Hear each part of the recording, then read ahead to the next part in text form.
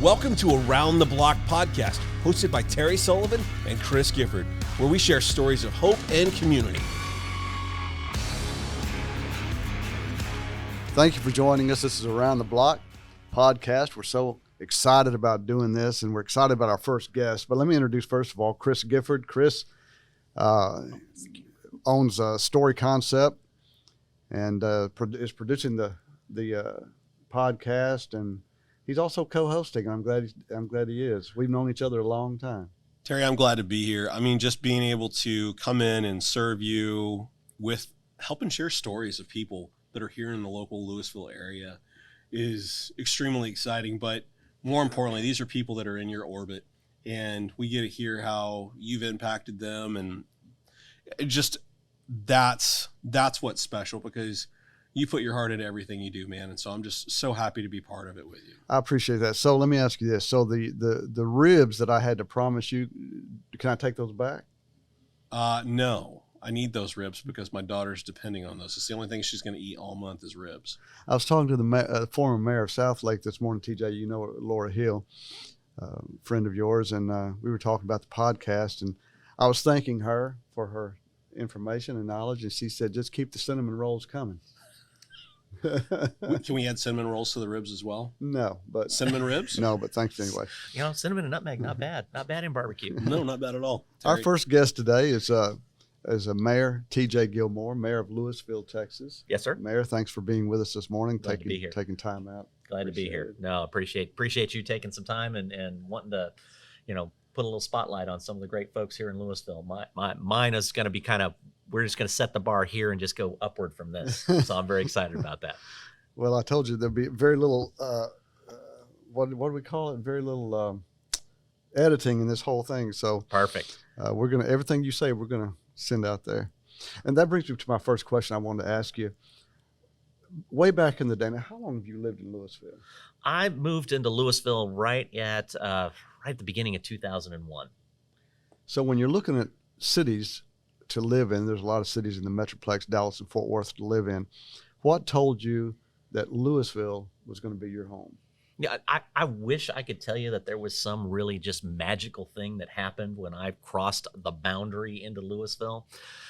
The reality is we were living with my wife's aunt and uncle in Grapevine when we moved here. And we started just looking around and realized that I'd get anywhere in about 40 minutes from Louisville. So no matter where my office ended up, no matter where my wife ended up working, we could cover it. And so that's kind of how we ended up at Louisville, was location. And quite frankly, it's one of our, competitive advantages. 10 minutes from the airport, 40 minutes from downtown Dallas, 40 minutes from downtown Fort Worth. Before the bridge got doubled, it was 40 minutes to Lake Dallas. But now it's, that was, for those of you in the North Texas geography, that's a joke. It's I-35, the bridge, it gets really tight. But, we can get up to Denton now in a really short period of time. And so it was really about the location more than anything else. And then, the schools are great. Things were happening here in Old Town. And it just became home. TJ, you don't mind if I call you TJ? For now. Okay, thank you for that. Thank you for that. Now you've been the mayor of Louisville for over a year. Not quite a year. Not quite a year. Yeah, it'll be a year in May.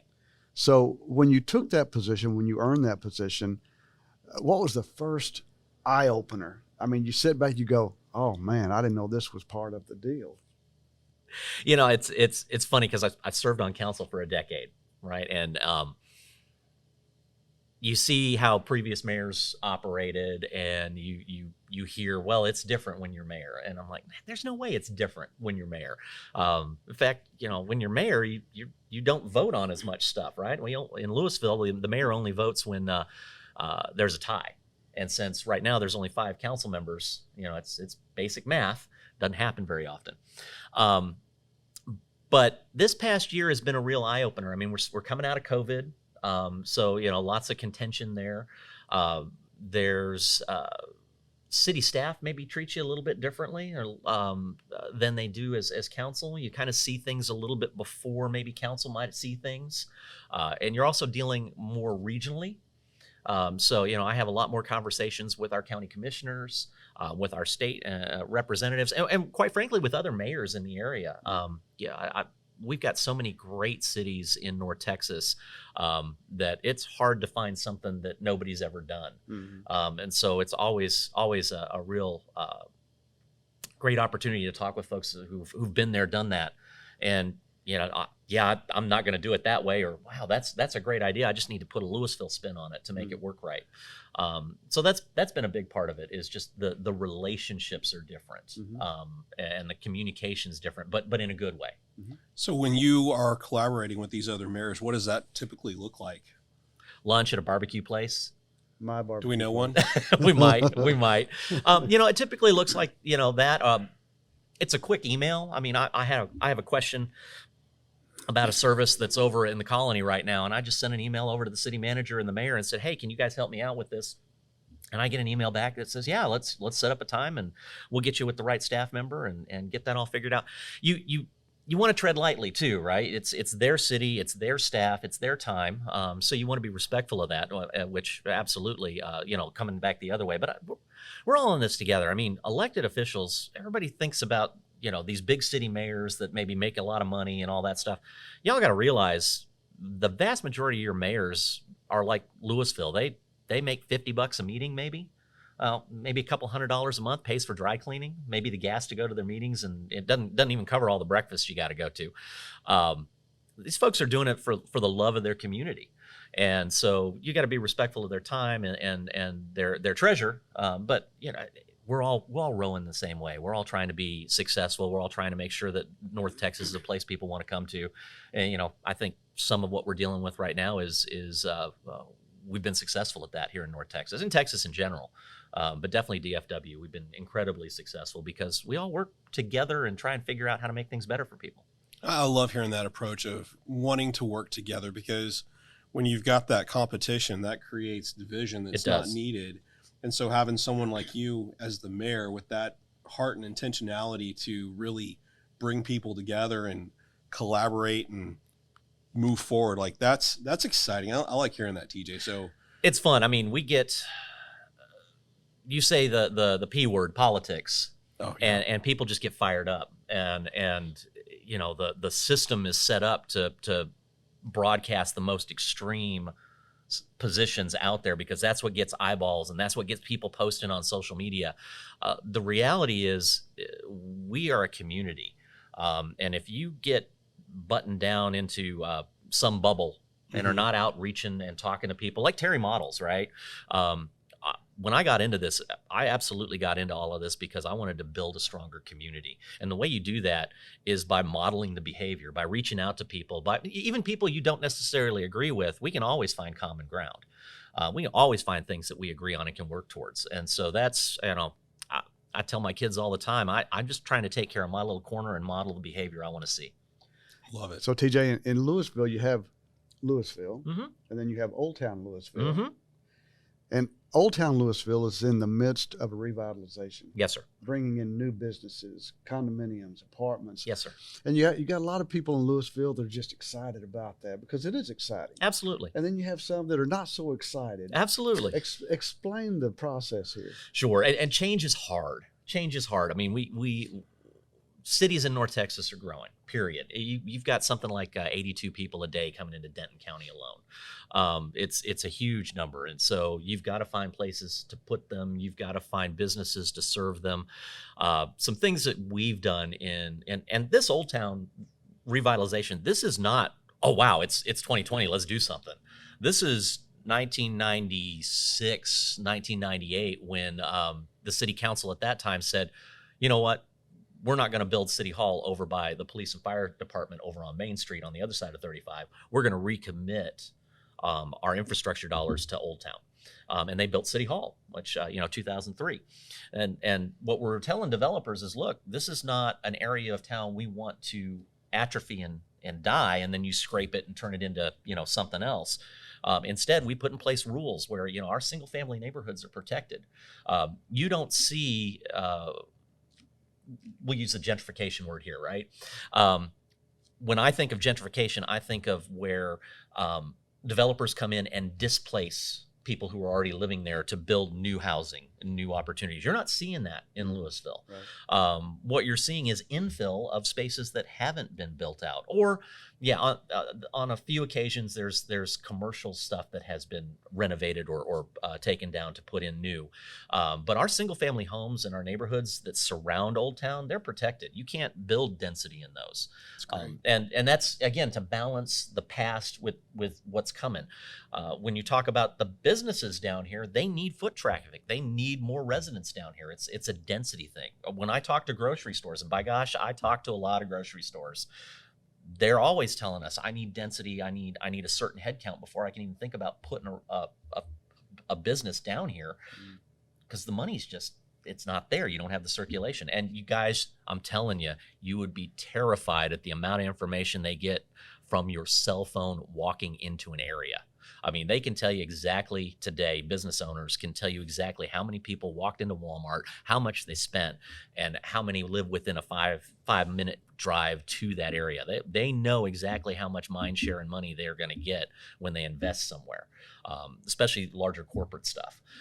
And so what we have to do as city council is say, okay, if we want that kind of thing, how do we build a city that provides the things that they're looking for?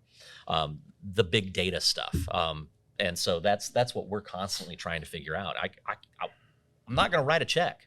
I'm not going to write your hard tax dollars in a check to a business to have them come here, because all that does is get them to come here for a few years, and then when whatever that tax abatement or whatever it is that goes away, they go to the next town over.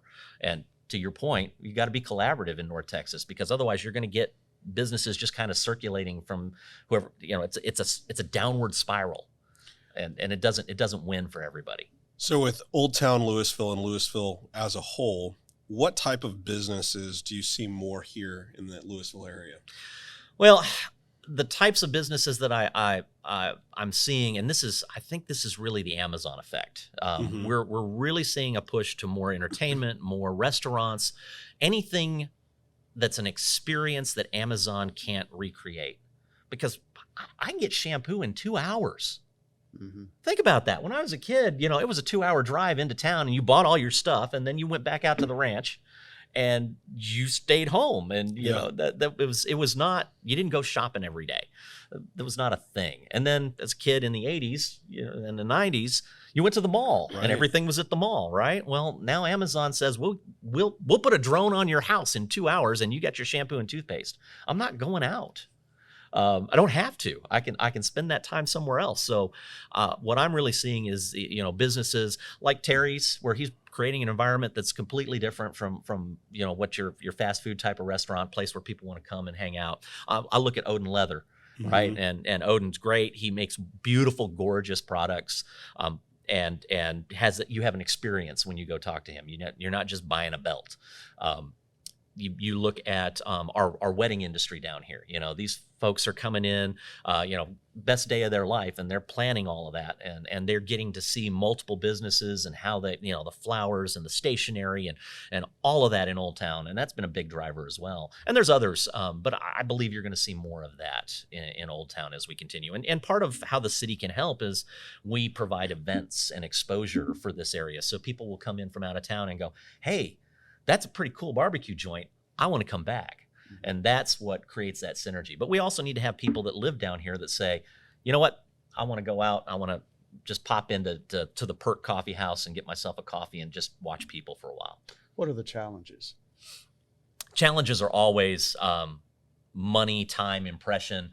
You might have a business that wants to go to a couple of towns over because they've got an impression of what Louisville is or is not. And so you've got to constantly be out there just saying, hey, we're here and we're great to work with and we're easy to work with. One thing we do, if you're a developer, you want to come into Louisville, you don't go to one department and then that department points you somewhere else and you're dancing around City Hall trying to get your project done. We actually set a meeting with all of the departments that you're going to touch, all in one room. At your first meeting, you go through all of that. That's fantastic. And it's a one, we call it a one-stop shop. And that's driven from the top down, that we want to build a culture that says, hey, Louisville's, we're a big city, but we treat you like a small town. I tell you, that is so true. And I let me just say this. I have built 14 restaurants in 30 years. In every city, has their pros and cons to work with. I have never, ever worked with a city in such a positive approach as Louisville. It's great to hear. Not ever. And on many levels, just from the city supporting me and being behind me and wanting me to do well and offering suggestions to help me do well, adjustments to help me do well. I tell you, it's been a real privilege to be here. Well, and those are the stories I love to hear, because I mean, we can set a bar, we can set a standard that we expect, our municipal staff to get behind, but the proof's in the pudding, right? Yeah. And when folks that have invested their blood, sweat, and treasure in Louisville, Old Town specifically, give me that kind of feedback, I know we're doing the right thing. Well, I think Terry's restaurant here is proof that when a city supports new businesses coming in, and to see how Sullivan Barbecue here in Old Town is thriving the way that it is. I mean, you guys are packed. Pretty much if you're your hours of opening, you're busy except for that little lull in the middle of the afternoon. And Chris, that's true, and I appreciate you bringing that up. And that there's a lot of parts to that, a lot of moving parts to that. But at the top of that really is the support of the city, right? Support of our mayor, support of our city council, support of our city manager, and the way that they have promoted the restaurant here. There's no money that I could spend to get what I have received from the support. Well, I remember when you were looking at locations and you said, Chris, I'm looking at that old meat market in Old Town. And then you went and had the meetings with the city and you came back, you had nothing but praise reports on their input and how committed to being behind you and you putting your restaurant here. I mean, I remember you being so excited. You're like, remember where we started? That's where we're going. Mm-hmm. And I was just so excited to hear about that. That's great. And just to hear that it starts with you and goes all the way through, and that respecting of people's time and getting it all set up so they don't have to go through all the loopholes and everything that have to be gone through, or through all the red tape, actually, the bureaucracy, the political stuff. Right. So I really am very respectful of what you're taking on an approach of just helping small businesses and business in general be here in Louisville. Right. Write down on your list. I'm going to add one more rack of ribs to your list. All right, I appreciate it. These need to be that cinnamon nutmeg or that TJ and I were talking about. I want you to throw an extra one in there for TJ as well. Can you receive gifts like that? Listen, I approve this message. Okay. TJ, what gives you the most joy as the mayor of Louisville? Okay, so this one's got two answers. One is what I enjoy the most, and I will tell you, it's when I'm helping Santa Claus on the back of our fire trucks riding around the city. There is something that's just special about 8-month-olds to 88-year-olds waving and yelling at Santa Claus as he comes throughout the city. Now, what a lot of folks don't realize is when we do that, those are actually required training hours for our drivers. So it's actually in the budget that our drivers have to drive our vehicles throughout the city to understand all the layouts and some of the tight points and where they might have challenges and not. So that's actually training dollars that's already built in. That's brilliant. And that goes back to Chief Lasky, and he's a couple chiefs back. Started that tradition, and my gosh, as long as I'm above ground in Louisville, that'll continue. But that's my personal favorite. But I mean, my other favorite is just when I am out and about and I hear just wonderful stories about how easy our staff is to work with, even when it's challenging, right? That people are treated fairly, they're treated respectfully, and they get done what needs to get done. From our judge to our city manager's office to our frontline parks folks, our police and fire. I'm proud of my city when I go out and when people reach out to us and say, hey, we want to do what you're doing, or we want to figure it out. That sparks joy. Mm-hmm. It sparks a ton of joy. If you could fix anything, all barriers are down. If you could fix one thing, what would it be? Oh, let's see. Personal finance. No, I'm kidding. In today's Tanya approves that. Yeah, message. Tanya approves that message. She does. I really wish people could get back to a place where we are all Americans and we all are moving forward and we have an idea where we're going. I think if you described an America where people care about each other, where people all row in the same direction, where people are proud of where they live and they want to make sure everybody has equal opportunity, I think everybody can agree that that is a wonderful place and that we all want to be there. I think where we're getting bogged down in this country is that you got one set of folks that want to get there in a particular way, and you got another set of folks that want to get there in a different way. Mm-hmm. And we get bogged down in the transportation on how we want to get there. How do we want to make a greater America? Mm-hmm. Instead of focusing on what sets us apart and what's different about those, we need to find those points of common ground to get where we're going. You know, I'll tell you, when I come in here, I know that there's people on the blue side of the spectrum and the green side of the spectrum and the red side of the spectrum. I know it. And they're sitting at the table and they're eating great ribs and they're talking about the things that, you know, go in their day to day. What we're seeing in the media and whatnot, it's what sells and what gets people fired up.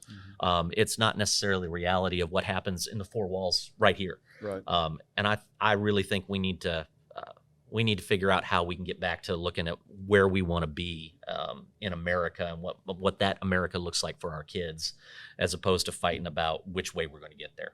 You know, one way we could do that? Eat more ribs? That, and everybody have a front porch to their house. Brother, I'm with you. The one thing that I talk about since I started being an elected official is how do we build community? It's having that front porch where you're sitting out there having iced tea or lemonade or whatever, and your neighbors come over. Yep. And you build community through conversation and relationship. Absolutely. That is the only way to do it. This behind a screen and not getting out and meeting people and doing like what we're doing right here. Like right. Terry's restaurant is like a front porch. It is. I've never experienced coming into a restaurant and, you know, having everybody go, hey, and, you know, sit down, and I just grab a seat and all of a sudden I got 3 or 4 people sitting here with me, which is fun. Yeah. But you're right. It's so easy to start calling people the other, right? That they are not me. And then they're not us. And then we marginalize and we create this really big conflict. It's really hard to do that when it's your buddy drinking a sweet tea with you. Right. And when everybody's so focused on their talking points, they're listening to reply, not listening to comprehend. Right. That is where it is just, our society has gone to short, quick talking points that get their agenda across. And what I like about what we've been having with you is a real conversation. Yeah. Mm-hmm. Yeah. I think that's the big difference. So you got to know where people's heart is. Right. And we're all human. We're going to say things that we don't mean, or you're going to hear it in a way that I didn't intend. And then, so what do? On social media, we just jump on them and destroy them, make all sorts of arguments and assumptions about what they just said, instead of, well, I heard this. Can you maybe help me understand where you're coming from? Right. Yeah, I agree. I need more of that. TJ, what's next after mayor? Where are you going, brother? I got 2 years left in my sequence here. I know, but you got a 10-year goal plan. Well, I've got 3 kids in college right now, so I'm really short term in it as far as 3 tuition bills. Yeah. So I'm very focused on that. I mean, I do IT services for small businesses across the United States, and you know, we help them with security and remote access and just making sure all that stuff works in their 4 walls.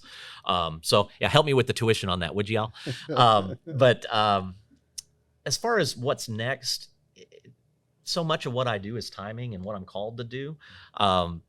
I feel like here in Louisville, I'm called to get some revitalization done in some certain areas. We've got our Northern Gateway up there on the north end, just south of the bridge. Right. It was originally set up just to be warehouses. And, you know, over the last few years, we've been able to work with the owners up there and some developers. And I think you're going to see some really great things happening up there to make our northern front porch. Yeah, no. There we go. To be real welcoming and help people understand that that's a great place to live. I think the mall redevelopment is going to be a huge piece of my focus for the next couple of years. Vista Ridge. Yeah, making sure Vista Ridge, Music City. You know, all the folks that are down there are having conversations. All the ownership down there. We got to see how we can make that a place where it builds community like it once did. Mm-hmm. Lots of options there, but again, that's the city's role in that is to get everybody at the table and start having the conversations, right? You're going to see Lake Park get redeveloped, and that used to be our green crown jewel. Everybody went there, but it was also at a time when you could just literally pull directly off of I-35 onto the shoulder and hang out at the park. It's not that way anymore. It's hard to get in and out of. So we're working on redeveloping it. One of the things I want to make sure you hear that out in the community about Lake Park, about where it's going, because it's Corps of Engineers land. We have to keep all the amenities that are there. We can't get rid of them. You have to provide the services that you have.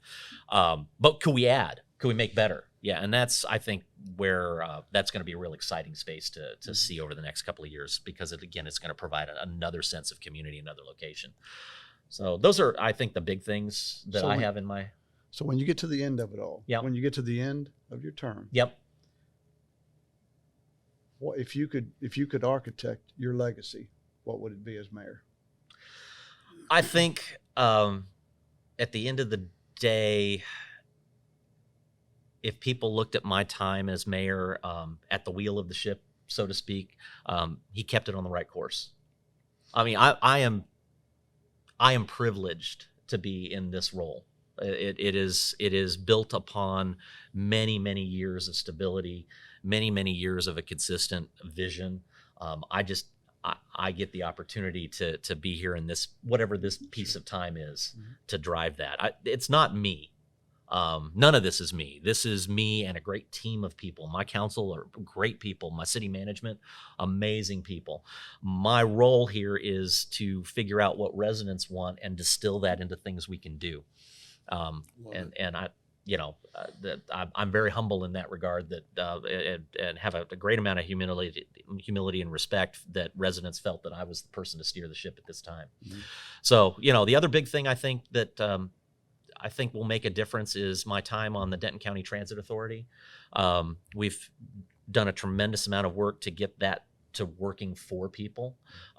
It was previously really a limited amount of folks and a limited amount of businesses that could take advantage of our transit. And now that we've got this new program, the Go Zone, any business, any resident can take advantage of it. And I think in a few years, people are going to go, wow, that was a fundamental difference and makes my life easier. And that to me is I've done the right thing. Sure.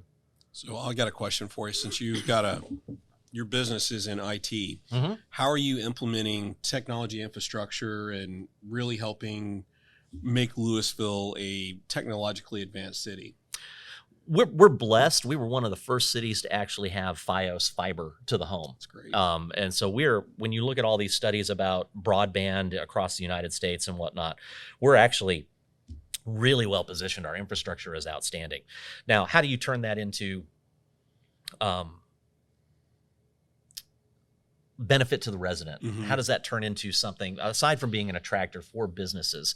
I'll give you a couple of great examples. One is that we actually use federal dollars to fund Wi-Fi hotspots that you can check out at our library. That's great. So if you're a resident and you're having a hard time getting internet, and we all know you've got to have internet today to be able to get a job, stay employed, I mean, heck, even just get your hours figured out.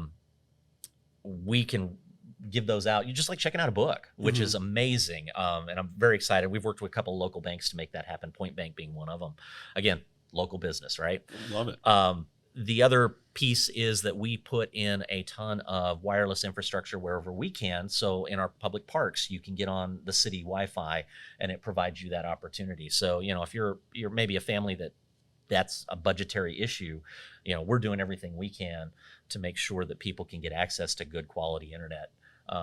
Even if it's just at an open space or at one of our city facilities. So, that's a little thing, but I think it speaks to, the heart of where we look at these tools and how can we get them out to the community to help everybody be more successful. What about with electric charging ports and stations for electric vehicles? What's that look like? So we're going through a whole new code design, a complete rewrite of our development codes. It's a 50-year-old document, and it kind of gets cobbled together over time. We've got a whole new rewrite. We should be approving it here in the next month or so. Part of that actually does address what you're talking about. So we're not going to require businesses to put the chargers in, but we are going to require that if you build a structure, that it has conduit and is charger ready. So it'd be real cost effective to drop a charging station in there. The city, we do today, if you've got some electric vehicles at the city level, we have the opportunity where you can plug in to those chargers, and I know we're looking at ways that we can make it so that more residents can have access to that. So we got to balance that all out. But we're definitely looking at how to build that infrastructure out. There's a lot of federal dollars coming to build out power stations and whatnot. But I think here in North Texas, you're going to see a lot of cities going to that. We're not going to require it, but we're going to require that it's ready for it. Wonderful. We're going to close out. Really? TJ, So much time. I have another question for you. But Yeah. before I do that, let me tell you that you are great for our city. You're too kind. Yeah. You are a great mayor, and we're so proud of you. And we thank you for all of the hard work that you do on the scene, behind the scene. We're thankful for when you go home and you talk about your day to Tanya, and she said, we didn't sign up for this, those kind of days. We're thankful for you. We appreciate you being here. In the uncertainty of our times, around the world, Right. just around the world. But for our local people, last words concerning encouragement and hope, and just from you. Well, God, if I were good at this, I'd be a pastor. But I'm but a mayor. Folks, we live in really uncertain times. And I was reading there was an American survey that came out here last week, and it talked about only 40% of folks, or 47% somewhere in there, are actually married anymore. It talked about how many of our folks are living at home and alone of any age group. And those numbers just keep going up as far as people being disconnected. I think there's hope in that we can be more connected than ever, whether it's just coming out to your local events, getting plugged into a local club or organization. If you're feeling lonely and disconnected, folks, there are plenty of people out there feels like you do, and what they do is they get out and they get involved. And I will tell you that that's what helps me get through these uncertain times. I mean, I'm a kid of the 80s, and I remember being under a desk, when we had to, right? And we talked about it. And then generation before us, we had to deal with the Bay of Pigs and Castro, right? And what was going on in Cuba. So I'm feeling like we're kind of in a throwback time right now. And so what I'm telling everybody is you got to go meet people, go find a way. Don't hop on an app and try and find somebody by swiping left. You got to go find a community breakfast. You got to go find a community club. And I know it's hard, but you've got to go out because everybody is feeling it. And the only way you're going to overcome it is by going and doing something in your corner, in your community, to make it better. And it starts from the ground up. You're not going to have somebody like me change the environment of the world, right? It's going to come from every single one of us going out and meeting our neighbor. But you know what? It's America, and we can do great things. We've done great things. I have no doubt that we will continue to do great things, but I think the key is we got to get out and meet our neighbors. I think that's the greatest thing that we can do. TJ, thank you for being here. Thank you for being with us. Anytime. Thank you for taking the time. I appreciate you. Thank you, sir. Thank you. All right. Thank you, guys. Appreciate it. It's a great time. That's it for this episode of Around the Block. Be sure to check back each Friday for new episodes. Produced by The Story Concept. Copyright 2022.